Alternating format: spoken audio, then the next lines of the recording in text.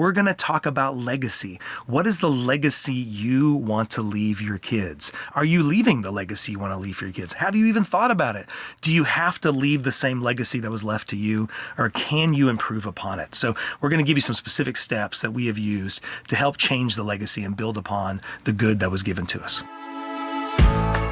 Welcome to the Art of Raising Humans. Hello, and welcome to episode 35 of The Art of Raising Humans. I'm Kyle. And I'm Sarah. And today we want to talk to you about your legacy. What is the legacy that you're wanting to leave for your kids? You know, one of the things that Sarah and I, you and I were both inspired to do when we first wanted to start a private practice was we had to get a name. And we thought long and hard about that name and what it was going to be. And we stumbled upon the name Parenting Legacy. And that was something we were really passionate about at the time and still are, because I think most of what we're trying to do with parents and with ourselves is to change that legacy. I think it's the hope of every human, isn't it? To leave a better legacy for their kids. Yeah, I think so. I think some people don't always maybe really think about that in a conscious level. They may be thinking, I want a legacy of being a great musician, or I want the legacy of being, some inventor, or, people's legacy. But I think inside of us as parents, there's at least brief moments where we think, what do I want to leave to my children? How do I want to turn this ship of how things are going, how things were for my childhood with my parents and my family, myself, and what do I want to pass on and leave to them? Yeah, I think everybody somehow, it just seems to be a driver of almost every kid that I speak with, Sarah, or even like, every parent, that they do want to seem to make things better. They can see some things, and they may love a lot about their childhood, but they're like, I don't know why mom and dad still do this, or I wish they wouldn't do that. And so a lot of that, I remember clearly thinking that in childhood of like, why is dad doing that? Or why is mom doing that? If I was the parent, I think I would probably do that, and that might be more effective. And I think that's kind of the start of it. And I think it comes from a place of, I think our own parents would like to do it better. I think there's a desire in every one of our own parents that they wish they could go back and do things better, right? And I think to some extent that's what we're living out as parents, is we're trying to take what was given to us and build upon it. Yeah, I think it's almost, sometimes I almost feel like it's more clear when you're younger and you're seeing it and you're thinking, I'm not going to do that. And then when you get older, you find that you slip into some of those patterns because it's kind of the only thing you know.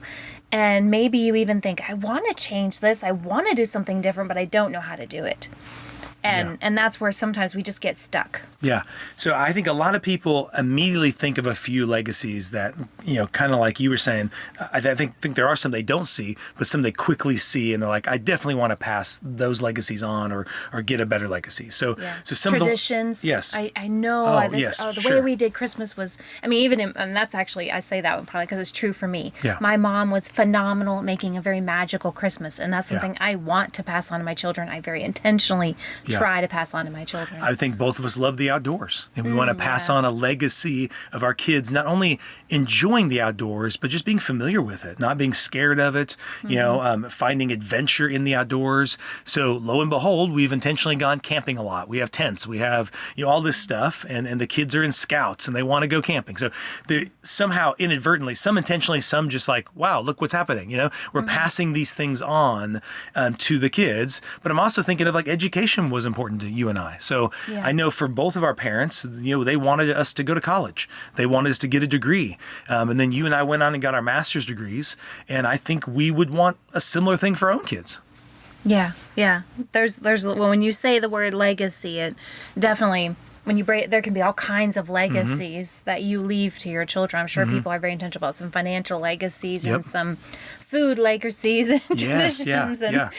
No, I totally agree, Sarah. And I think there are those kind of legacies. Ones that I'm thinking in particular, before we get into the relationship one, is the legacy of food, for instance. I know somewhat how you grew up with food, but I know in our family, we always had 2 liters of pop in the fridge. Not only one 2-liter pop, but multiple 2 liters of pop. So pop was something you were having all the time. I mean, it was like, definitely for lunch, definitely for dinner, maybe for breakfast if mom and dad, I mean, you just had everything. You went to a friend's house, there was pop. Pop was so cheap and it was so easy to have, right? But now we know more. Right? We know more. Yeah. Pop ain't good for you, It doesn't mean it's bad. It still tastes good, but we don't have pop in our fridge, right? I mean, and that's an intentional choice. The kids think pop is dessert. Right? Yeah, I mean, special occasions. That's right. They're like, oh, can we have another glass of that this weekend? And it's like, it's only for parties or it's for like, a special football game. We'll get some root beer or something like that. So that's an example there of where we have been really intentional to say, oh, that's how we used to eat. Let's eat differently. Or even like there was a time where we were eating, I'm sure listeners can follow this, but toaster strudel was a real common breakfast. Pop-Tarts was a lot of breakfast. And not to say that our kids never have that, but that was like an everyday breakfast before I went to school. It was just popping a lot of this kind of sweet stuff. I remember, Sarah, we used to I'd come home from school and have sugar bread. It's where I took a piece of white bread and poured sugar over it. And then so our kids would never have that. But a lot of that was because my parents were working and I was left to my own devices. I came home, I was hungry, and sugar bread was awesome. Okay, so that's an example of changing our legacy by just the kind of snacks we have in our house, the kind of drinks we have available, that our kids are just going to grow up seeing that kind of stuff a little different. Okay? Yeah. And so moving into the relationship one, I mean, along that lines too is just even the financial. I think a lot of listeners are purposely trying to make the financial situation better. I know you and I both, our parents had a tough relationship with money sometimes. It was really hard. I went 3 summers without air conditioning. There was times where your family had to move around quite a bit, because of the finances. And that's something we intentionally, by getting our education, wanted to pass on something different to our kids. Yes. Yeah. And so with the relationship component, kind of tell me some thoughts there. What's I know we're using relationship and we'll delve into many more other types of aspects of that, but what do you think in there? What's the relationship legacy you wanted to pass on? Well, right off the top, I think, how do I want my child to relate to me and how do I relate to them? That's what a relationship is, right? So how do we speak to each other? How do we connect? How do we handle conflict? How do we hold things special and care for each other? So when I say a relationship legacy, that's what I'm referring to. Yeah.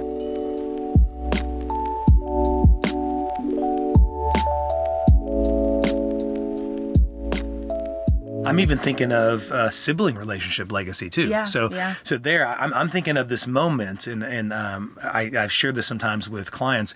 This moment where I took Brennan to Panera to get some food, and I got a free cookie, and I didn't want the cookie, so I gave it to Brennan, and Brennan asked for a knife and said he wanted me to cut it in half, and I said why, and he said because I want to give the other half to Abby.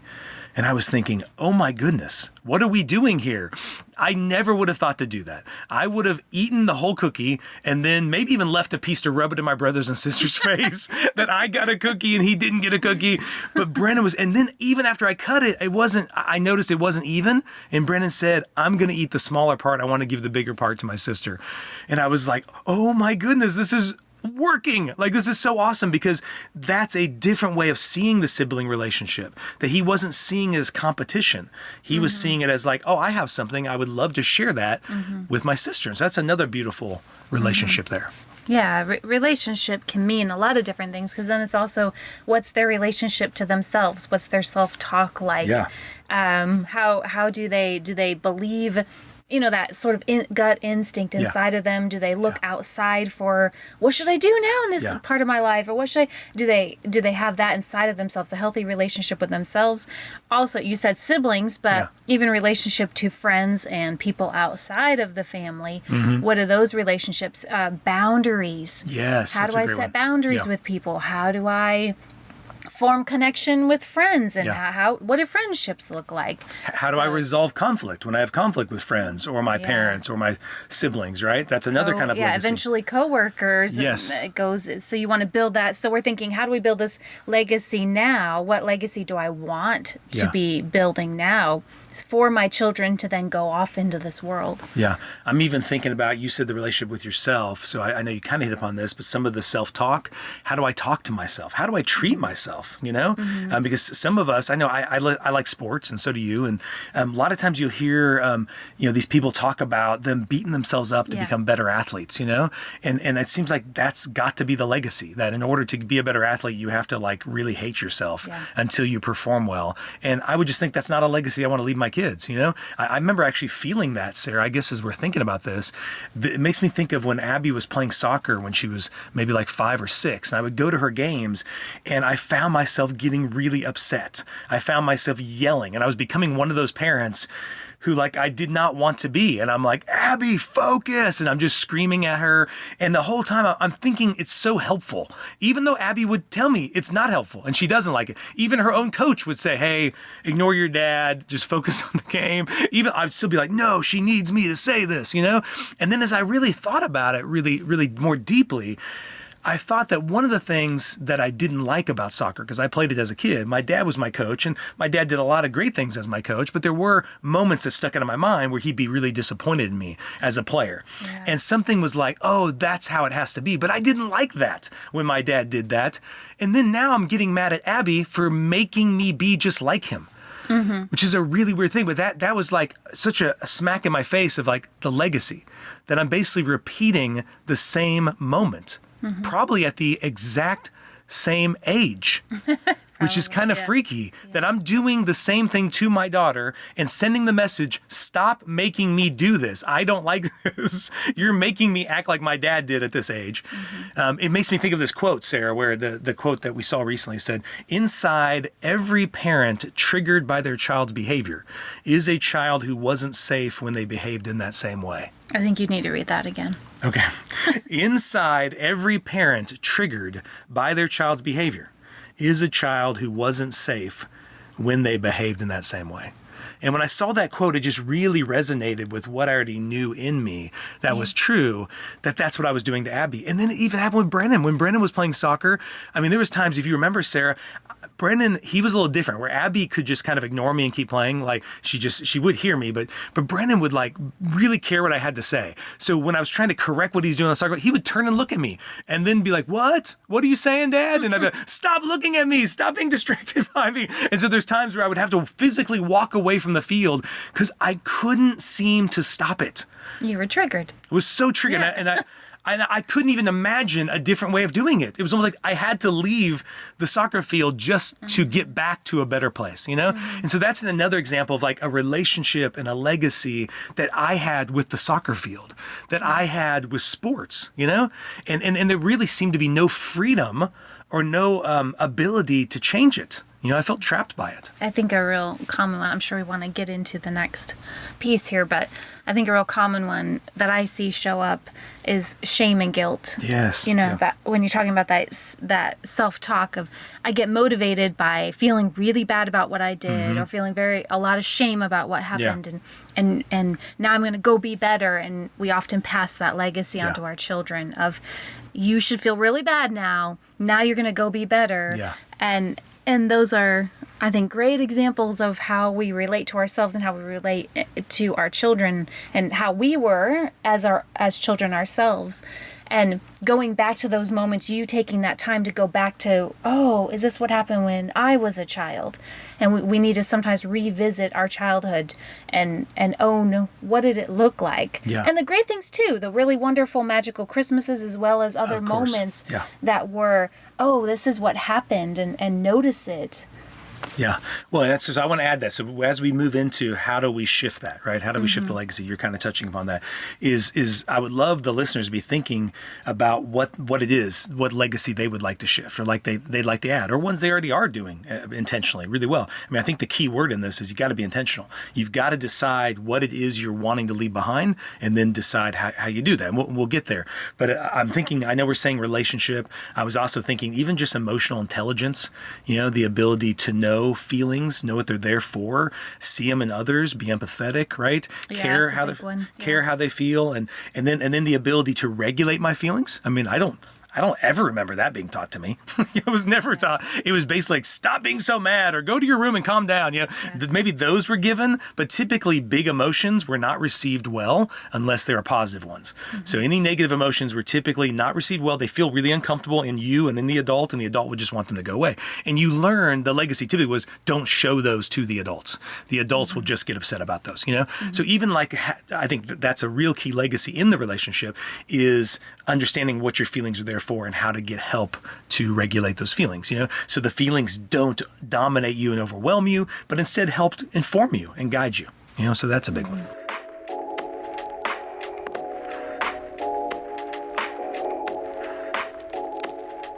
So how would you say we start to do that? How would you say we start to change the legacies in our families? Yeah, back when I kind of jumped ahead a little bit, I think you start by looking at your childhood. I mean, first you want to know where you're going, right? You're going to think I know this is a legacy that I want to leave my children. I want them to have whatever it might be, even if it's finance.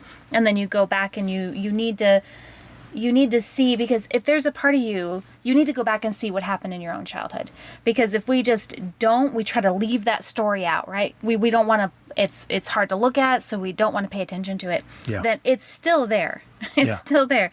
And it still impacts us. So we will just be fighting against ourselves. Yeah. So we want to, and in some ways it's almost like go make peace with it. Go back and see what happened back there. What parts did I like? What parts would I want to change? Yeah.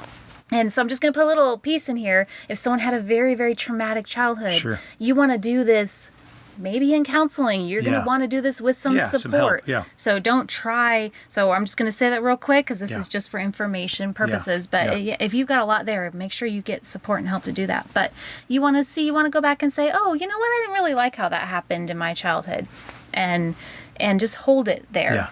Well, and I like that, going back to the metaphor we've used before, I like using the open-handed, closed-fisted metaphor that if I'm holding that legacy really tight, it's going to be really hard to change it. But what you're suggesting is through the acceptance of the legacy that's been given, I can hold it loosely and I can look at it and then do some kind of activity, such as let's write down the things that were passed on to me that I think are fantastic. Because really, in all honesty, I really do believe all of our parents were doing the best they could with what they had.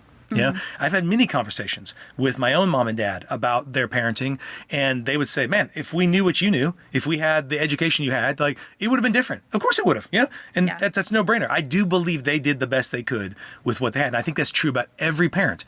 Okay. Is that they're all doing the best they can. So once I understand that, then I can write down what are the things that I love that they gave me. Like you talked about Christmas. That was a no-brainer to you. I'm checking that. I want to pass that on. Right.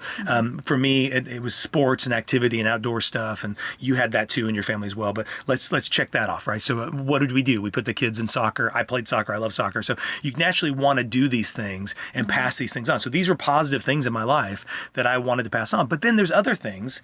If I'm holding it loosely, I can look and say, I didn't like this.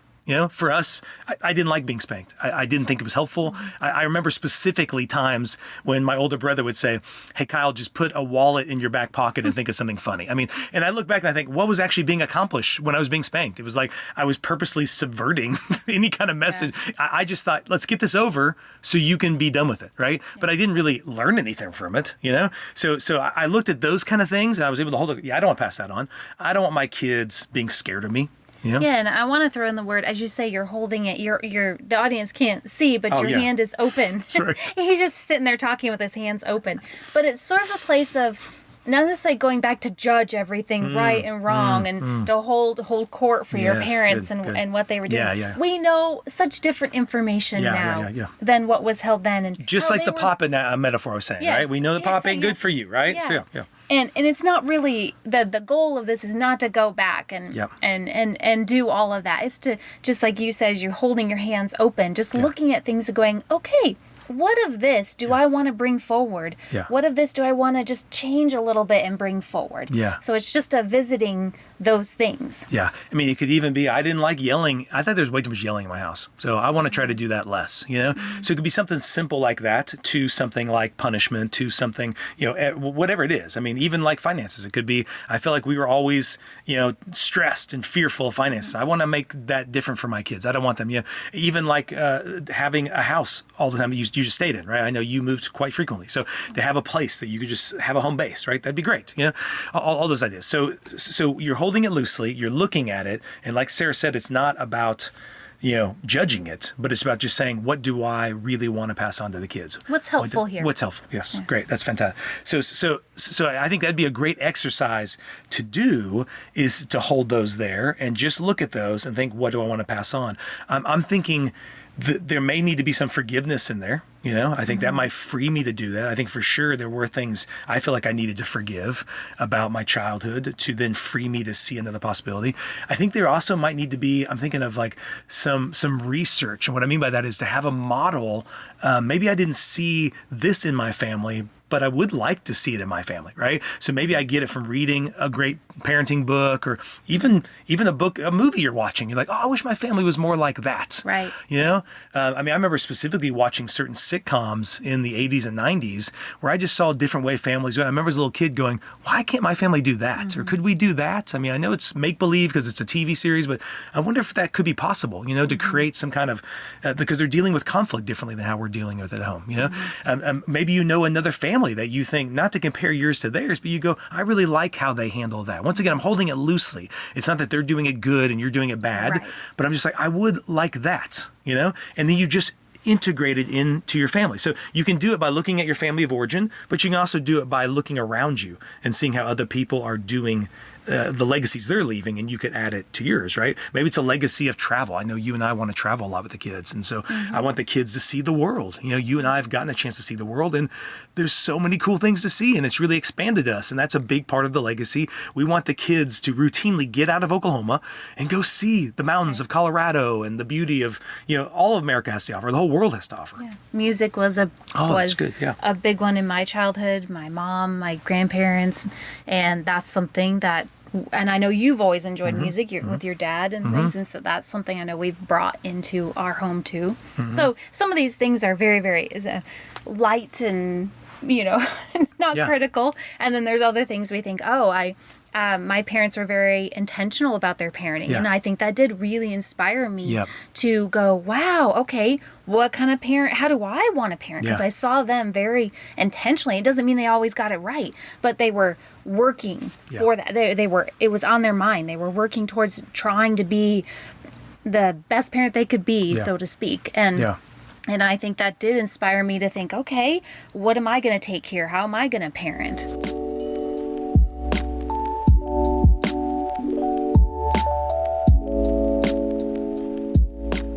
I even love that you said that, Sarah, that I think in this seems trivial, but I think kids want to see us grab a hold of our desires, you know? So even when you said something like, we really like Star Wars, so we intentionally watch Star Wars with our kids, right? I really love, I read comic books as a kid, so I've always loved superheroes, and I'm so jealous that my kids get to grow up where superheroes are so big, because when I was a kid, it was kind of a nerdy thing to like, you know? We really love Legos, so we're really intense. So there's all these ways in which our kids get to see us light up, and they see us connecting to our desires, you know? I'm even thinking about, there was a guy I knew who loved to fish, and because he got really busy with life, you know, I was like, when was the last time you went fishing? And he hadn't taken his kids fishing hardly ever, you know? And I was thinking, oh, that's so sad, because your kids will never know that about you, that you love to do that, but somehow you let that die because of the busyness of life, you know? And I think I really was encouraging the guy to like, dude, go fish, take them fishing with you, because I think the kids want to see their dad alive and connected to these things that he desires, you know? Well, and that's neat, because as we do that, maybe our kids, let's say we have a kid who's like, yeah, Legos aren't my thing, but they've seen you, you know, what do I enjoy? Let's bring this in. let's appreciate what we love. And it's not when, oh, I have this desire, let's stuff it down. And so they learn to do that too, even if it's not Legos, which they probably would anyway. But they go, oh, what do I like? And they learn to wake up to their joys and passions in life. Now, I do want to kind of wrapping this up so that's just like a kind of giving you some practical steps to take. But there is a barrier to this. And I think the biggest barrier to changing your legacy is fear. Okay? Fear will make it almost impossible to change it. Fear is by its very its very use is to repeat. It isn't to change. It is to repeat it. So fear says, man, last time I went in the woods, a bear tried to eat me. Don't go back in those woods, right? And so I'm always going to see those woods as the scary place the bear tried to eat me, even though maybe many other families have gone in those woods and never been eaten by a bear, right? But fear won't let me see that possibility, okay? So if somebody's finding it hard to change a legacy, it's typically they're being held back by fear. Lots of times that fear might be, I don't want to make the same mistakes my parents did. And they'll say some kind of strong statement like that. That actually makes it more likely they will repeat the same mistakes their parents did, right? Yeah. And so I want to point that out, that a key component to having the open-handedness, remember, so open-handedness is looking at it without fear, without judgment. If I'm holding the thing loose, I don't be like my mom. I don't be like my dad.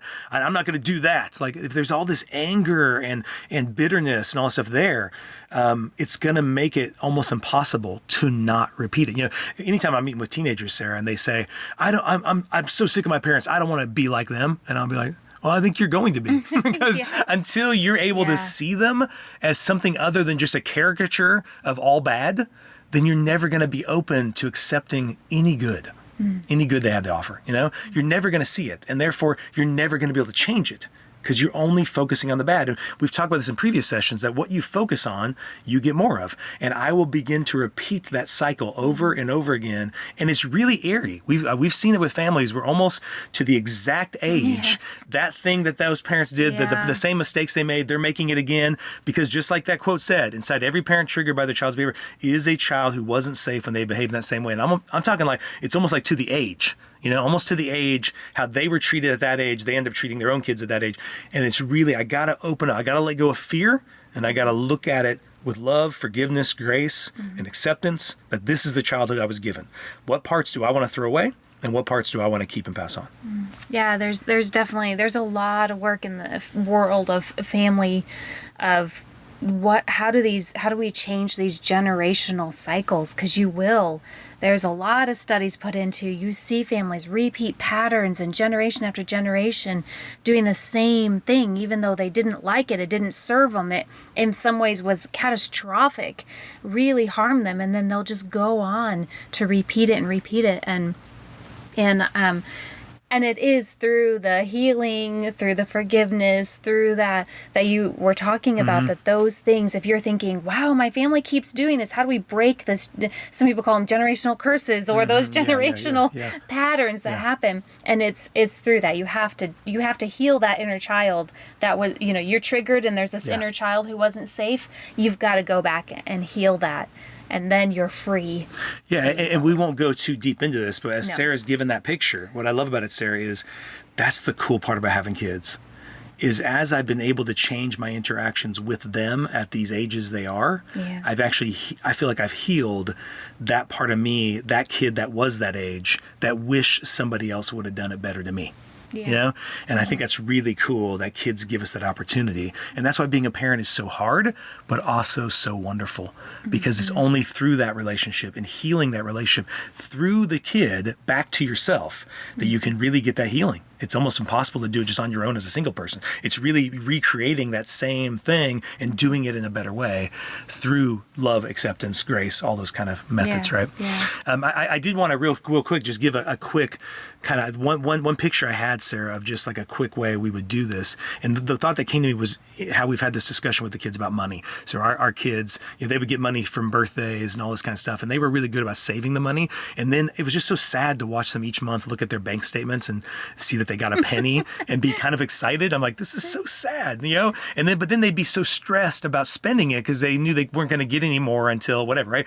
And so I won't go into depth of what we've done, but I remember thinking, oh, what did my parents do with me about money? Oh, we didn't really have enough money for allowance. Sometimes they did it, but typically it wasn't constant. It wasn't consistent. But we would do layaway. So we would see a thing, and my parents are really good about, let's put it on layaway. And you learned how to wait for the thing you wanted. And that's a really good skill to learn, right? And so I'm really glad they gave that to me. But something my parents didn't understand was how money works. It isn't just putting in a savings account, just letting it sit there. There is so many other vast ways to understand money and how to invest it and all that kind of stuff. That's just not something I even thought about till my 30s, right?